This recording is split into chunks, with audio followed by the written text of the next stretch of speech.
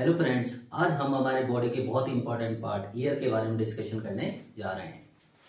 Year क्या है? Sense organ है। It means it is a sensory receptor और इसे हम फोनो रिसेप्टर भी बोल सकते हैं। Phono receptor means phono receptors are received by vibratory contact और it is concerned with sensation of hearing. मतलब ये जो है हियरिंग से रिलेटेड होता है।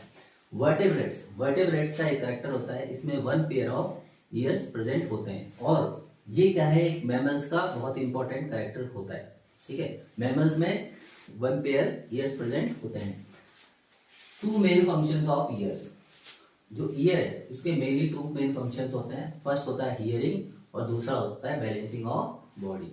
लेकिन इन दोनों ही फंक्शन में से जो इंपॉर्टेंट फंक्शन है वो होता है बैलेंस ऑफ बॉडी। ठीक है, नाउ जो ईयर है उसके मेनली जो ईयर होता है वो mainly divided into three parts: external ear, middle ear और इंटरनल ईयर।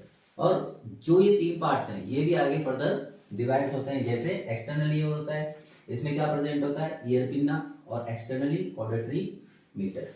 इसी तरह जो मिडिल ईयर है इसको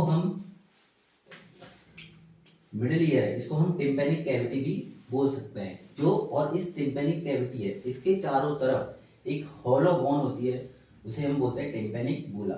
और इस मिडिल ईयर के अंदर, टिम्पैनिक कैविटी के अंदर 3 ईयर ऑसिकल्स प्रेजेंट होते हैं जो हम आगे पढ़ने वाले।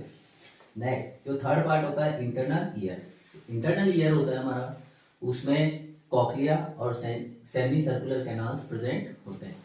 जो कॉक्लिया है उसके अंदर ऑर्गन ऑफ कॉर्टी होता है जो मेन रेस्पॉन्सिबल होता है हियरिंग के लिए। इसी तरह जो सेमी सर्कुलर कैनाल्स होते हैं वो किसके लिए रेस्पॉन्सिबल होते हैं? बैलेंसिंग के लिए।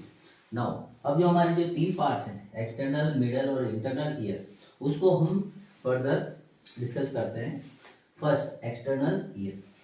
अब हम इसके जो तीन पार्ट है उनको हम फर्दर डिस्कस करते हैं। फर्स्ट पार्ट है एक्सटर्नल ईयर। एक्सटर्नल ईयर में इसमें आप यहाँ देख रहे होंगे ये जो पार्ट है पेन लाइक स्ट्रक्चर, उसे हम बोलते हैं ईयर पिन्ना। इसके बाद ये जो ट्यूब लाइक स्ट्रक्चर है इसे बोलते हैं एक्सटर्नल ऑडिटरी मीटर्स। और जहां पर ये एक्सटर्नल ऑडिटरी मीटर्स खत्म हो रही है वहां पर क्या प्रेजेंट होती है? Tympanic membrane. टिम्पैनिक मेम्ब्रेन किसकी बनी होती है? कनेक्टिव टिश्यू की बनी होती है। इसकी आउटसाइड में स्किन प्रेजेंट होती है और अंदर की तरफ म्यूकस मेम्ब्रेन प्रेजेंट होती है। ठीक है, अब जो ईयर पिन्ना है ये जनरली मैमल्स का कैरेक्टर्स होता है। मैमल्स जो अधिकतर जो मैमल्स होते हैं, मोस्टली मैमल्स में ईयर पिन्ना प्रेजेंट होता है। लेकिन जो कुछ मैमल्स ऐसे होते हैं वो ये कहते हैं कि हमें ईयर पिन्ना की जरूरत नहीं होती। जैसे सील पानी में रहती है तो उसे ईयर पिन्ना की जरूरत नहीं होती। वेल कहती है मुझे भी ईयर पिन्ना की कोई जरूरत नहीं है। तो इसी तरह कुछ मैमल्स होते हैं जिनमें ईयर पिन्ना प्रेजेंट नहीं होता, जैसे एकिडना, सील, वेल, प्लेटिपस और डॉल्फिन। और ईयर पिन्ना में एक और बात हम कहना चाहेंगे, जो मेल्स होते हैं, मैन होता है उसमें ईयर पिन्ना मूव नहीं करता। क्यों? क्योंकि जो ईयर पिन्ना है उसकी जो मसल्स होती है मैन के अंदर वो कैसी होती है? वेस्टिजल होती है। ठीक है, और जनरली जो पहले हम कहते थे कि जो हमारा ईयर पिन्ना है वो एक वेस्टिजियल ऑर्गन है, लेकिन ये वेस्टिजियल ऑर्गन नहीं है। इसका मेन फंक्शन क्या होता है कि ये साउंड वेव्स को कलेक्ट करता है। ठीक है, नाउ अब एक्सटर्नल ईयर में सेकंड पार्ट है एक्सटर्नल ऑडिटरी मीटर। जो ये ट्यूब लाइक स्ट्रक्चर देख रहे हैं इसी को हम बोलते हैं एक्सटर्नल ऑडिटरी मीटर, जिसको ईयर कैनाल भी बोलते हैं। ईयर कैनाल अभी कहां से कहां तक होती है? ईयर पिन्ना के बेस से लेकर और टिम्पैनिक मेम्ब्रेन तक ये प्रेजेंट होती है। और इसकी जो